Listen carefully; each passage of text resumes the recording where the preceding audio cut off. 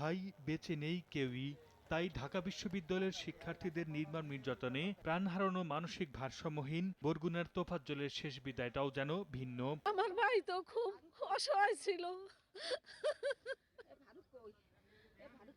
দুটো ভাতের অভাবে আছে, তাহলে কিভাবে হত্যা করছে। আমার ভাই ওর মতন এইরকমের ছেলে এলাকায় নাই, এইভাবে মানুষ মারে দেখার মতো না। ৮ বছর আগে বাবা, ৫ বছর আগে মা এবং ১ বছর আগে একমাত্র ভাইকে হারান তোফাজ্জল। পরিবারের সবাইকে হারিয়ে মানসিক ভারসাম্য হারানো তোফাজ্জল ছিলেন ভবঘুরে।